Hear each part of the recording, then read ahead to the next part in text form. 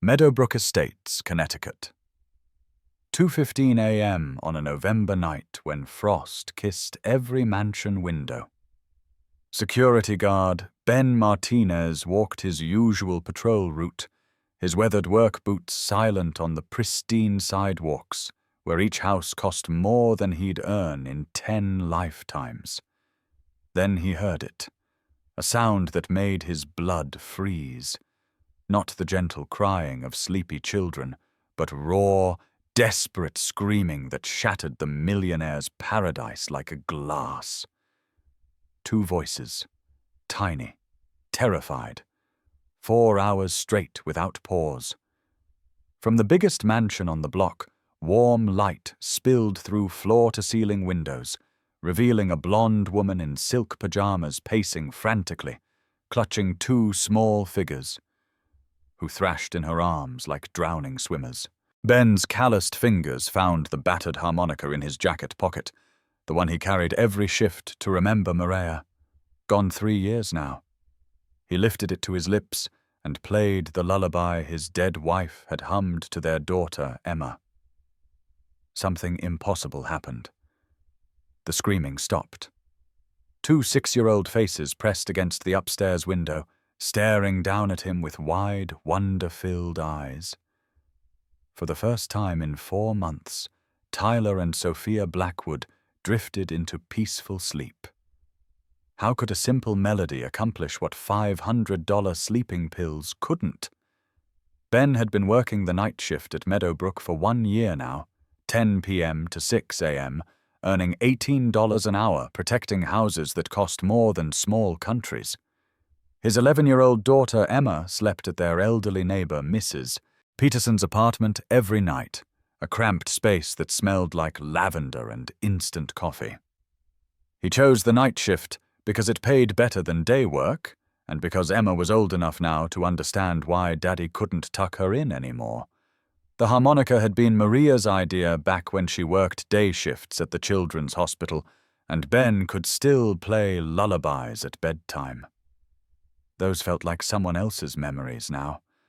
Maria had composed Moonlight Lullaby herself when Emma was 3 and plagued by nightmares about monsters hiding in dark corners. She'd bought the harmonica from a pawn shop on Elm Street for $12, teaching Ben to play it with her gentle hands, guiding his clumsy fingers over the tiny holes. "Music heals invisible wounds," she'd whispered, her brown eyes bright with the kind of hope that cancer would later steal away like a thief in the night. Now, 3 years after the funeral, Ben carried that harmonica like a talisman, playing Maria's melody whenever the grief threatened to drag him under completely. It was the only piece of her he had left that still made sound. The morning after the miracle, Ben was finishing his shift when the mansion's ornate front gate creaked open on expensive hinges. The blonde woman from the window emerged, still in her silk pajamas, but with a cashmere coat thrown hastily over her shoulders. Dark circles shadowed her eyes like bruises, but for the first time in what looked like months, she wasn't crying. "Thank you," she said, her voice carrying the refined accent of private schools and trust funds that stretched back generations. "I'm Clare. You saved my children last night." Her words hung in the cold November air like visible breath, and Ben noticed she said, "my children," not "our children," as if she carried the entire burden of parenthood alone. Claire explained that Tyler and Sophia had been suffering from severe sleep disorders for 8 months now, ever since they'd lost their older brother to congenital heart disease when he was only 2 years old. The pediatric specialists at Yale had prescribed everything from melatonin to cognitive behavioral therapy, but nothing worked on children so young and traumatized. The twins screamed through the night, their small bodies rigid with a terror that no amount of money could diagnose or cure. "I've tried everything," Claire whispered, wrapping her coat tighter against the wind that cut through Meadowbrook's perfectly manicured streets. "The doctors say it's psychological trauma from losing their brother. But your music—" She paused, searching for words that wouldn't sound completely desperate. They actually slept for 7 straight hours. Ben should have walked away then, should have mumbled something polite about being glad he could help, and returned to his studio apartment, where Emma would be waiting with burnt toast and questions about his night. Instead, he found himself looking into Clare's exhausted blue eyes and seeing an echo of his own grief reflected back at him. "I have a daughter, too," he said quietly, his breath creating small clouds in the frigid air. "Emma's 11. Sometimes the hardest part isn't the crying or the sleepless nights. It's feeling like you're failing them every single day, no matter what you do." Clare's perfectly composed mask cracked just slightly, and Ben glimpsed the raw desperation underneath all that silk and inherited money. The second night, Ben arrived at his usual post to find the Blackwood mansion blazing with light again, every window glowing like a beacon of distress. The screaming started at 10:30 sharp, a sound that seemed to claw at the very air around Meadowbrook's manicured gardens and imported sculptures.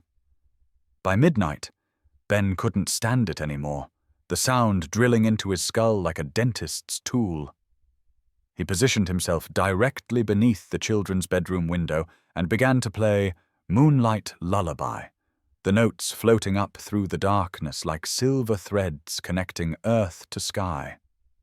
Gradually, impossibly, the screaming softened to whimpers, then to hiccups, then to blessed silence.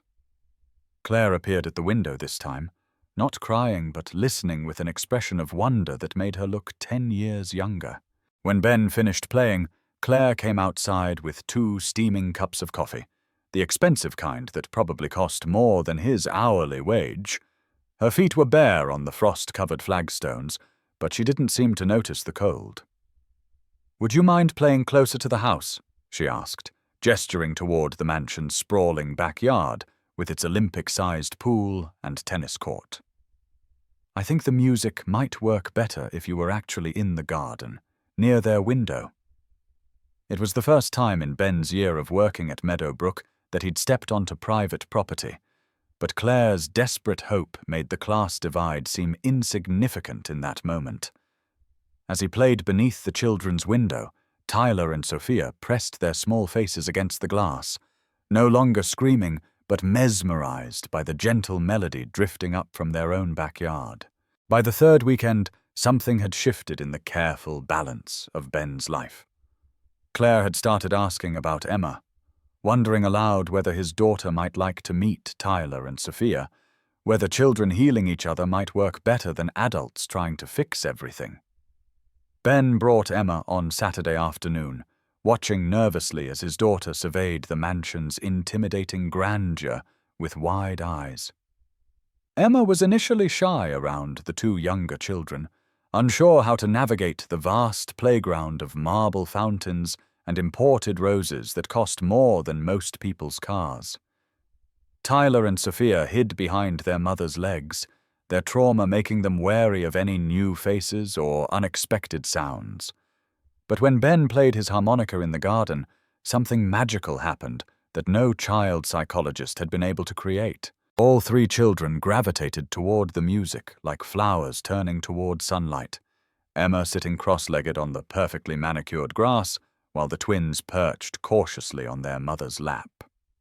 The harmonica became a bridge between their different worlds, a neutral territory where wealth and poverty mattered less than the simple human need for comfort. Emma began reading picture books to Tyler and Sophia, her patient 11-year-old voice bringing the first genuine smiles anyone had seen from the traumatized twins in almost 9 months. She taught them silly games like red light, green light, and helped them build elaborate castles from the expensive outdoor furniture that their mother never used anymore. For the first time since Maria's death, Emma felt important, needed, like the big sister she'd never had the chance to be. Clare watched these interactions with tears streaming down her cheeks, marveling at how this one ordinary girl could reach her children when teams of specialists at the best hospitals had failed completely. Emma had no training in child psychology, no degrees or certifications, just the natural patience of a child who'd grown up too fast and learned to be gentle with broken things. When Tyler scraped his knee on the marble steps, Emma didn't panic or call for adults. She simply sat with him until he stopped crying and then made up a story about brave knights with band-aids. When Sophia had a meltdown over a broken toy, Emma didn't try to fix it. She just held the little girl's hand and hummed along with Ben's harmonica until the storm passed. These were the kinds of moments that couldn't be bought or prescribed, only given freely from one wounded heart to another. Ben found himself looking forward to these weekend visits with an intensity that made him feel guilty, as if wanting happiness was somehow betraying Maria's memory. Clare never mentioned a husband during their conversations, speaking only of the children and I when discussing family decisions or future plans. She seemed profoundly lonely despite her obvious wealth, isolated in her mansion like a princess in a tower built from grief and money. When she laughed at Emma's silly jokes or applauded Tyler's fumbling attempts at harmonica playing, Ben caught glimpses of the woman she might have been before loss and isolation had built walls around her heart. "Sometimes I feel like I'm living behind glass," Clare confessed one evening as they watched their children play tag around the fountain. "People can see me, but no one really understands what I'm going through every day." And Ben understood that feeling all too well, the sense of being separated from the rest of the world by invisible barriers that no one else could see. Since Maria's death, he'd felt like he was watching life happen to other people, going through the motions of living without truly being alive in any meaningful way. But sitting in Clare's garden, watching Emma teach Sophia how to braid dandelion stems into crowns, while Tyler attempted to play "Mary Had a Little Lamb" on a child-sized harmonica Clare had ordered online, Ben felt something he'd thought was lost forever. Not happiness exactly, because that felt too presumptuous, but hope. The quiet kind that whispers about second chances and unexpected connections, about the possibility that broken people might heal better when they heal together. The perfect bubble of their new routine burst on a cold Thursday night in late November, shattering like ice hitting concrete. Ben arrived for his shift to find every light in the Blackwood mansion blazing, and the unmistakable sound of expensive car doors slamming in the circular driveway. Through the massive floor-to-ceiling windows, he could see a man in a perfectly tailored suit embracing Clare, kissing her forehead with the casual intimacy of long marriage. The stranger was tall and distinguished, with silver threading through his dark hair and the kind of commanding presence that came from boardrooms and billion-dollar decisions. Richard Blackwood had returned from his extended business trip to Singapore, and Ben's carefully constructed fantasy came crashing down around him like a house of cards in a hurricane. Ben stood frozen in the shadows of the garden gate, watching this man move through Clare's house with obvious familiarity and ownership. Richard swept Tyler and Sophia into his arms, and the children's delighted squeals carried across the perfectly manicured lawn like accusations. This was their father, the missing piece of the family puzzle that Ben had somehow convinced himself didn't exist, despite all evidence to the contrary. Clare hadn't technically lied about having a husband, but she'd certainly never mentioned one, had spoken of raising the children as if she were doing it completely alone. The betrayal hit Ben like a physical blow to the chest, not because Clare owed him honesty about her marriage, but because he'd allowed himself to believe in something that was never real in the first place. When Richard stepped onto the back patio and spotted Ben standing awkwardly by the garden gate at 3 a.m, his expression shifted from mild confusion to cool assessment. "Who are you?" he asked, his voice carrying the natural authority of someone accustomed to getting immediate answers to his questions. "Why are you in my backyard at this hour?" The possessive pronoun hit Ben like a slap across the face, a sharp reminder of exactly where he stood in this world. Clare appeared behind her husband, her face pale with what looked like panic, and Ben realized she'd never told Richard about the harmonica sessions, about the nights of shared coffee and whispered conversations, about the way their children had begun to heal in each other's company. Claire's explanation came out in a nervous rush of words about sleep disorders and security guards and music therapy, but Richard's laser focus remained fixed on Ben like a microscope examining an unwelcome specimen. "You're telling me that for weeks, my wife has been meeting with a complete stranger in our backyard every night?" His tone wasn't angry exactly, but it carried the chill of a man who controlled everything in his world and didn't appreciate unpleasant surprises. "Clare, do you understand how dangerous this is? How completely inappropriate?" The words hung in the cold night air like accusations, and Ben felt every single dollar of the wealth gap between them, every year of education and privilege that separated his world from theirs like an unbridgeable chasm. Over the following few days, as the confrontation played out in tense conversations and uncomfortable meetings, Ben began to understand that Richard Blackwood wasn't a cruel man, just a profoundly damaged one. He was a grieving father who'd thrown himself into work after losing his firstborn son, building financial empires and international deals as a way to avoid dealing with the emotional wreckage at home. His 4-month business trip to Singapore hadn't really been about expanding markets in Southeast Asia, but about running from a house filled with too much pain and not enough answers. He loved Clare and the twins with desperate intensity, but he expressed that love through control, through creating perfect environments, and hiring the best specialists and believing that enough money could fix anything, even broken hearts and traumatized children.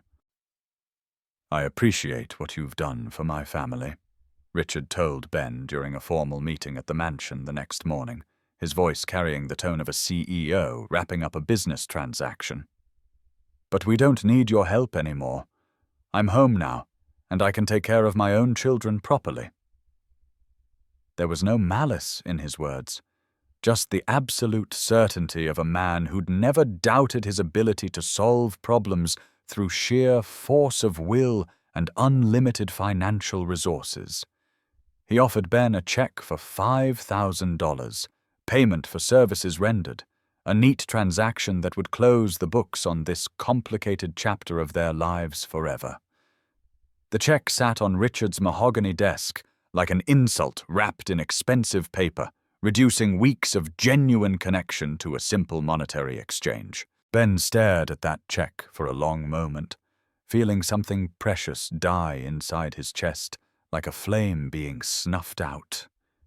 Not love exactly, because what he'd felt for Clare had been more complicated than that, but the possibility of love. The hope that maybe he could build something new and meaningful without betraying Maria's memory. "I don't want your money," he said quietly, his voice steady despite the earthquake happening inside his ribcage. "I never wanted anything from your family, except to help those children sleep through the night." But even as he said the words, Ben knew they weren't entirely true. He'd wanted the warmth of Clare's smile, the sound of Emma's laughter echoing through gardens he could never afford, the feeling of being part of something larger and more beautiful than his own carefully managed grief. The hardest part was breaking the news to Emma, watching his daughter's face crumple as he explained why they couldn't visit Tyler and Sophia anymore. Emma took the news with the resigned acceptance of a child who'd learned far too early that good things don't last, that the universe has a way of taking away anything that brings too much joy. "Will I see them again?" she asked, not crying but clutching her favorite picture book, the one she'd been reading to the twins just 3 days before. Ben couldn't answer that question without lying outright, so he pulled out his harmonica and played Moonlight Lullaby instead, hoping the music would communicate what words couldn't possibly express. Emma fell asleep in his lap for the first time in months, and Ben spent the night holding her and wondering how something so beautiful and healing had gone so terribly wrong. Ben transferred to a different security company the following week, taking a job at an industrial complex on the other side of town, where the biggest drama involved teenagers trying to break into abandoned warehouses. The pay was slightly less, but there were no mansions to remind him of what he'd briefly touched and lost. No children's windows glowing with warm light and impossible hope.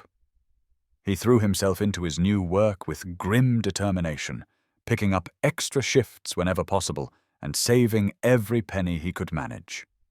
Emma started spending her evenings at the community center instead of Mrs. Peterson's apartment, joining the homework club and making friends with children whose parents also worked nights and weekends just to make ends meet.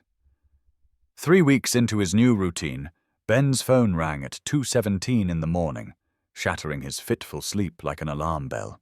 Emma was in the hospital, her fever spiking to 105 degrees. Pneumonia filling her small lungs with fluid she couldn't cough up on her own. The emergency room doctors spoke in urgent whispers about ventilators and intensive care units, about medical bills that would stretch into 6 figures before Emma could breathe unassisted again.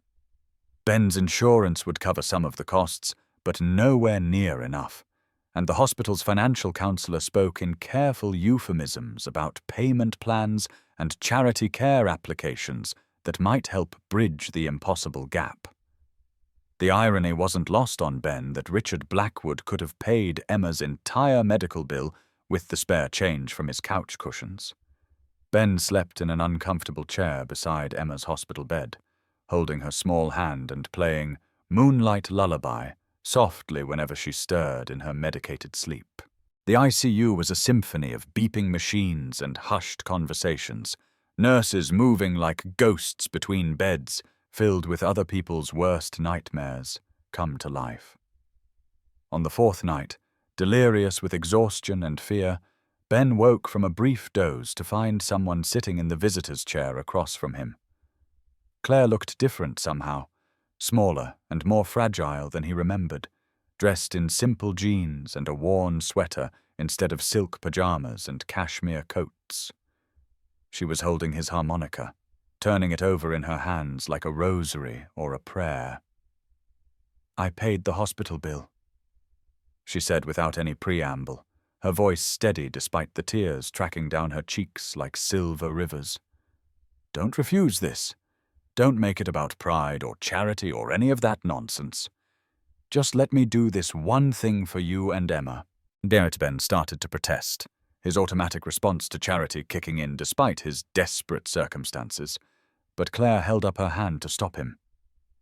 "I owe you more than money could ever repay," she continued, her blue eyes fierce with conviction.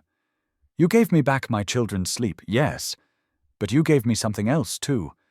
You reminded me what it felt like to be human instead of just a grieving mother, trapped in a golden cage."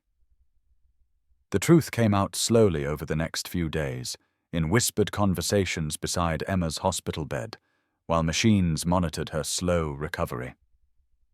Clare had filed for divorce 6 months earlier, long before she'd ever met Ben, using a team of lawyers who specialized in protecting women from controlling husbands and complex financial situations. Richard wasn't physically violent, Clare explained, but his need to manage and monitor every aspect of their lives had become suffocating after their son's death.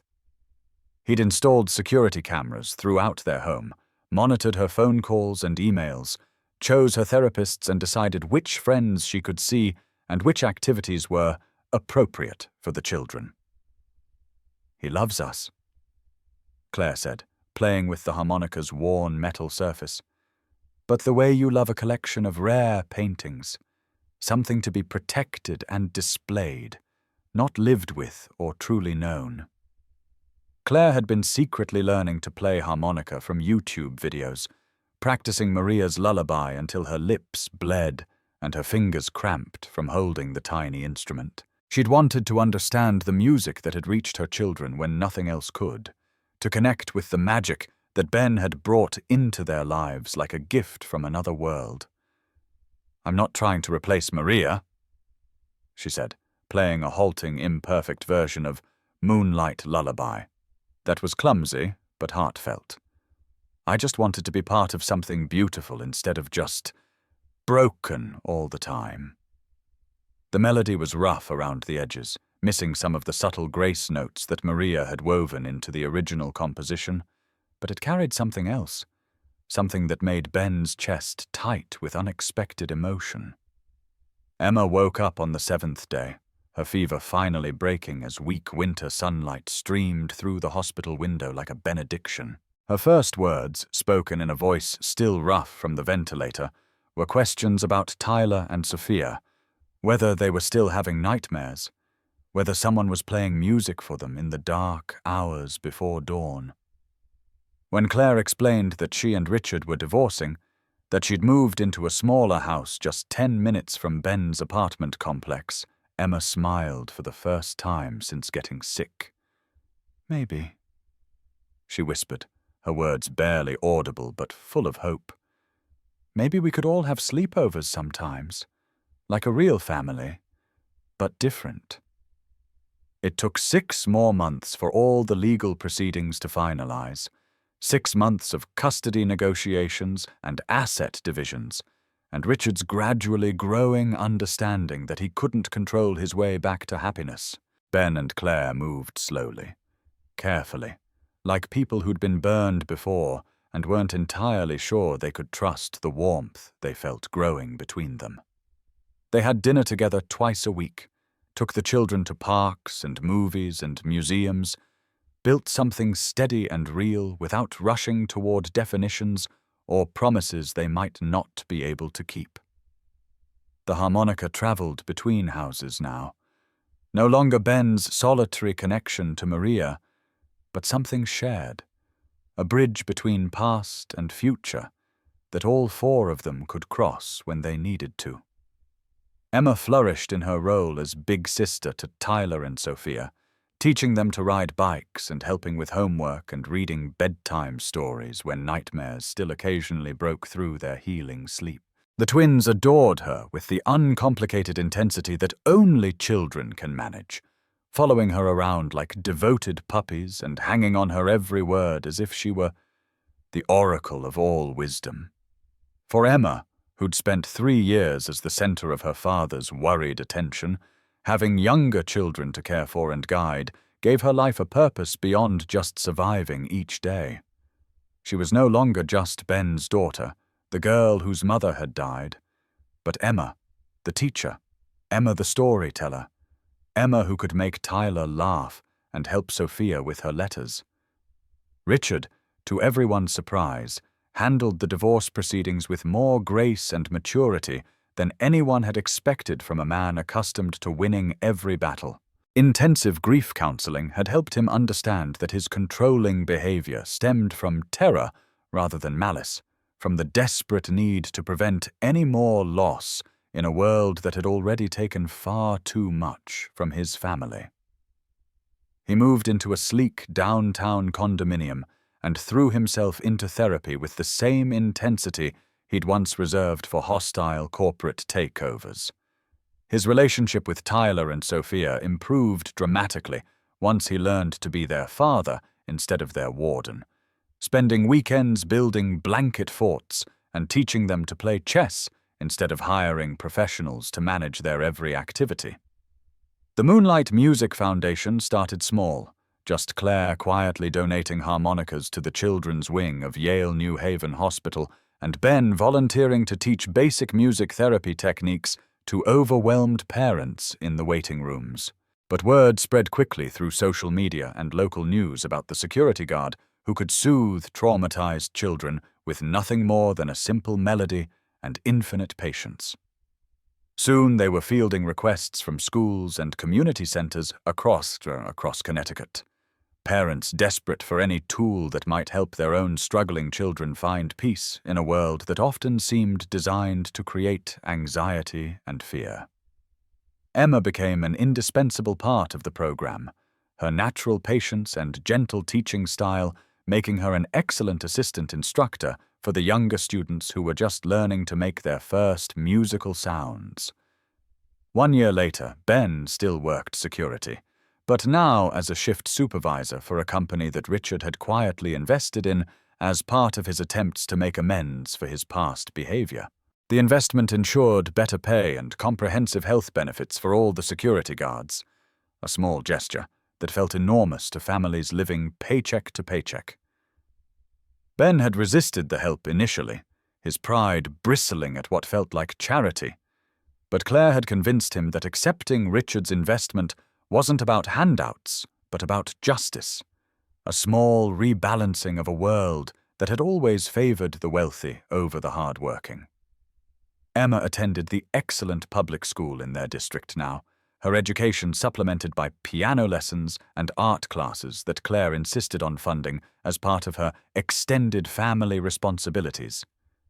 They weren't married yet, Ben and Clare, and still lived in separate houses with separate lives that intersected at all the important moments like overlapping circles in a Venn diagram. Sunday dinners at Clare's house had become sacred ritual, the kitchen filled with laughter and the sound of children arguing over board games and whose turn it was to feed the goldfish Tyler had won at a school carnival. Ben's apartment hosted movie nights every Friday, the living room transformed into a blanket fort where 4 children and 2 adults could watch animated films and eat too much popcorn while the harmonica sat peacefully on the bookshelf, no longer needed to chase away nightmares because the nightmares had finally learned they weren't welcome in this new version of family they'd all created together. Emma had her own room at Clare's house now, decorated with artwork from Tyler and Sophia and photographs of all 4 children at various parks and playgrounds around Connecticut. Tyler and Sophia kept pajamas and extra clothes at Ben's apartment, treating it as a second home where the rules were slightly different, but the love was exactly the same. The harmonica lived on Clare's mantelpiece in a place of honor between family photos and Emma's latest school projects, no longer just Ben's private connection to Maria, but something larger and more communal, a symbol of how grief could transform into healing when people were brave enough to share their broken pieces with each other. Sometimes Ben still played Moonlight Lullaby at bedtime, usually when one of the children was sick or scared or missing someone who was gone forever. But more often now, they requested the songs they'd written together during their weekend music classes, silly rhymes about homework and favorite foods, and the way rain sounded different when you were safe inside with people who loved you unconditionally. Maria's original composition had become the foundation for an entire repertoire of family songs, each one building on her melody, but adding new voice, new harmonies, new verses that reflected the life they were all building together. One note at a time. On a warm September evening, exactly 18 months after that first night of desperate screaming and miraculous silence, Ben finished his supervisory shift and walked past Clare's house on his way home to his own apartment. The children were in the backyard, Emma and Tyler working together on a science project about photosynthesis, while Sophia painted watercolor flowers at the patio table, her tongue sticking out in concentration. Clare sat nearby with a book, glancing up periodically to referee minor disputes or offer encouragement and snacks. The harmonica lay forgotten on the garden table, no longer needed to chase away nightmares because the nightmares had finally learned they weren't welcome in this space filled with laughter and patient love. Ben didn't call out or wave, didn't interrupt the perfect domestic scene unfolding behind the white picket fence that Clare had installed to replace the intimidating iron bars that had once surrounded her mansion like a prison. He simply stood there for a moment, listening to Emma's patient explanation of how plants made their own food, and Tyler's excited questions about whether flowers could grow on Mars, and what would happen if you watered them with chocolate milk instead of regular water.